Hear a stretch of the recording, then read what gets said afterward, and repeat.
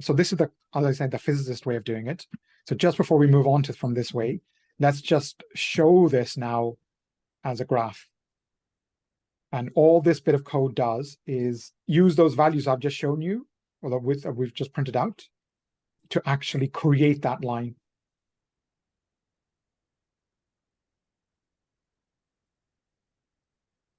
What we're going to do now is basically we're going to do the same thing, but do it the machine learning way.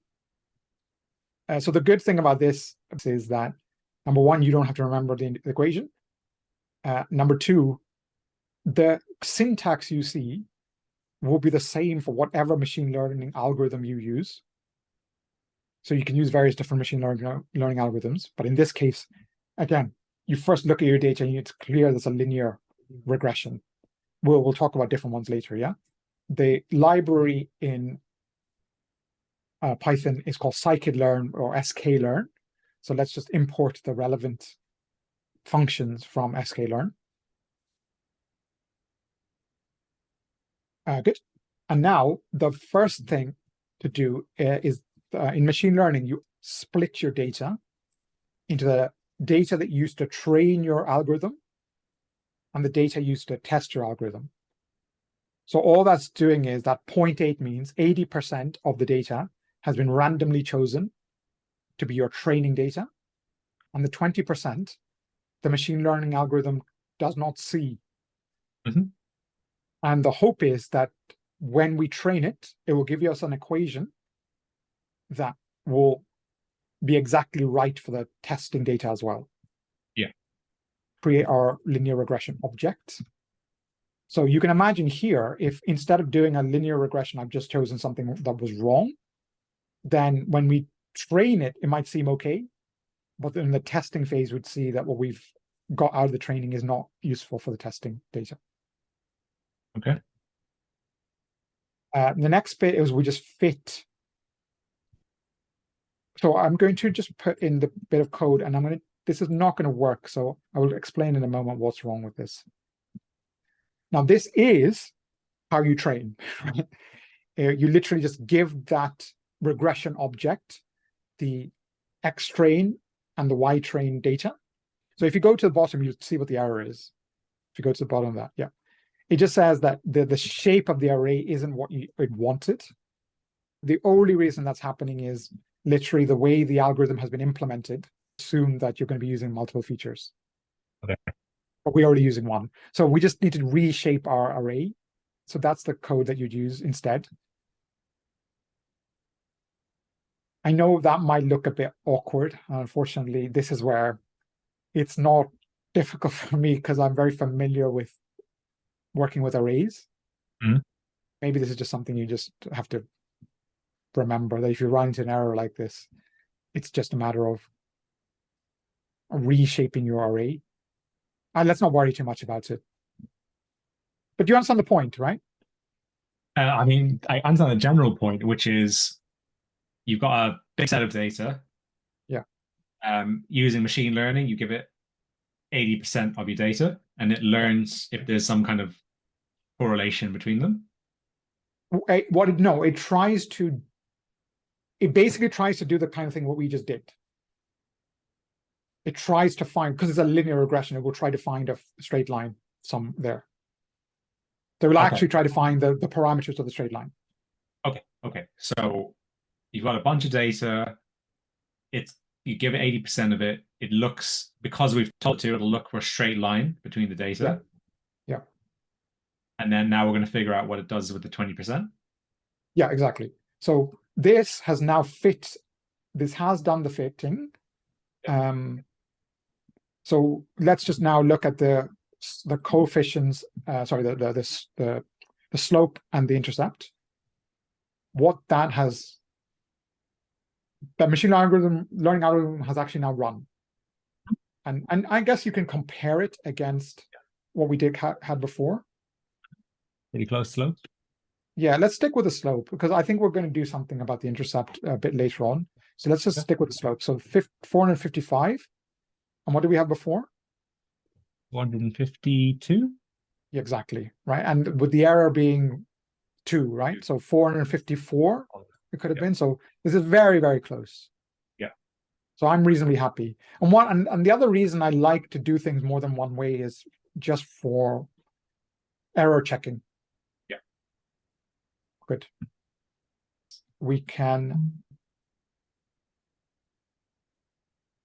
predict, so we use this equation to predict values for the testing data. And then we compare the predicted values against the values in the testing data. Yeah. That makes So sense. let's run that.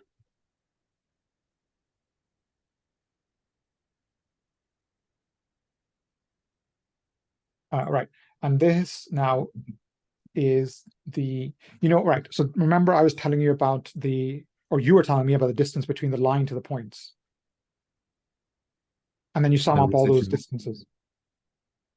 So again. So this is a bit of code that will do that for you. So this is just going to look at the difference between the predicted values and the testing data. Right.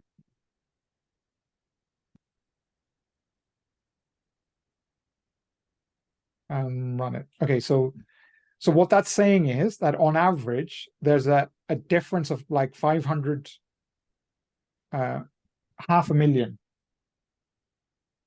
between 500,000 like people between our prediction and the real value. Which is actually not too bad. It's not too bad at all. 5 million, 10 million. So exactly. And if you look at say the that data point near I'll show you this one, right? Around the 50,000 area. Yeah. I think some of those data points are having quite a bit of influence. This and this. Yeah. Because if you this is several million, right? Yeah. But that's fine. I mean, this is real world data. So yeah, as you said, 500,000 is very reasonable indeed. And this is pretty much what we're expecting as well, because the Pearson correlation coefficient was so high. Yeah. Let's just compare. So there's going to look like a huge bit of code, but this is literally copying and pasting. And I'll just show you there's only one bit that's different from that. So this is literally doing the same thing, but we'll do in one case, we will have an intercept of 0. And in another case, we will just allow the algorithm to try and learn the intercept. Okay, so you can see the only difference here is between the true and the false. Yeah. So now let's just compare the two models. So these are the two different models that we've created. And we'll compare it using a metric that we've been interested in, which is the root mean squared error. So if you look at the root mean squared error, they're so similar, right?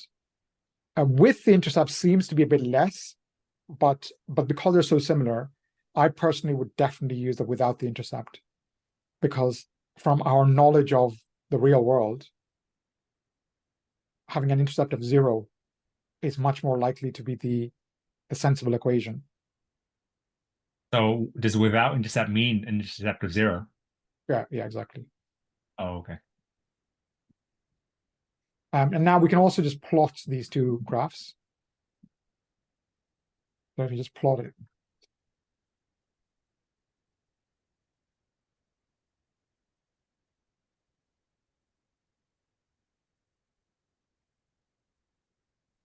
So you can see they're very, very similar, right?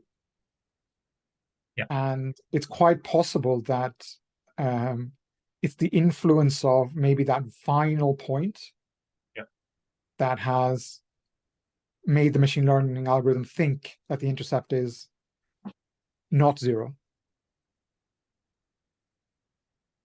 So what I mean is, right, if we had some other bit of data, the machine learning algorithm would have, yeah. And that's why we should use our actual knowledge of the real world, which is a 0 intercept, because for other data sets. Is a 0 intercept basically saying that a point here? Or sorry, 0, 0, 0, 0, 0, 0, exactly. Okay. Yeah. Yeah, so we should use that model, the one with the zero intercept, because when we're predicting, that's more likely to give us correct predictions, I think, for future data. Okay. I'll just say in words, right? Now what this means is that, we can just predict based on, say, we can ask if it was 30,000 people on a weekday, how much is annual entry? And Makes sense. So but that kind of ability to predict maybe here isn't the most useful thing in the world, but in other cases, you can do, especially when you do a multiple linear regression, you could predict a house price based on like the size, the number of bedrooms, the that kind of thing. The year it was built. I would say linear regression is probably the most commonly used machine learning algorithm. And also in physics, because we go out of our way to find those linear trends. It's probably one of the most useful equations, which is why I just remember the equation. The straight line equation. Yeah, exactly. I'll just say one last thing before I ask you if you have any questions. So what we've done, so when I say we're going to predict what the annual entry is at 30,000, that's called interpolation. The word the inter meaning in between. So in between inside the range of the data we have. You have to be very careful with extrapolation, because you could use this equation, right, to predict what would happen at 100,000. Yeah. But whether or not our model will hold at that range, we don't really know. Interesting. Okay. Again, here's where your real world knowledge, comes in. Yeah. It's and sometimes like in physics, actually, it's much easier because we already have a good understanding of the physics. Okay. So we know that we know from our understanding of other bits of physics that there's some sensible range that we would expect a linear trend. Okay.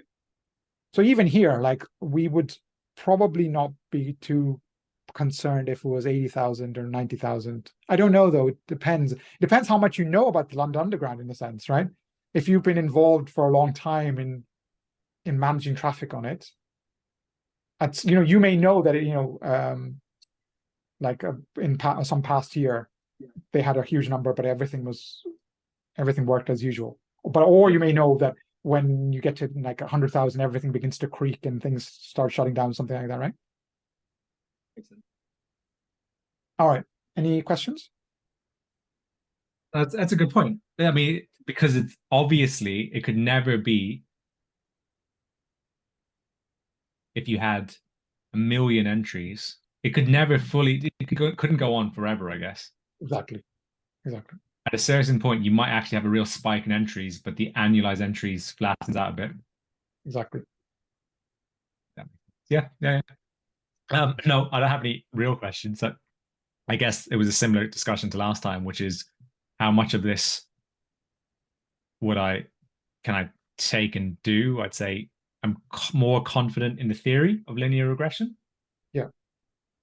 And then I suppose I could try my best to Google it, figure out. Yeah. So I think, well, for you probably just want to use this machine learning algorithm rather than doing the physics way, because then you don't have to remember the equations and.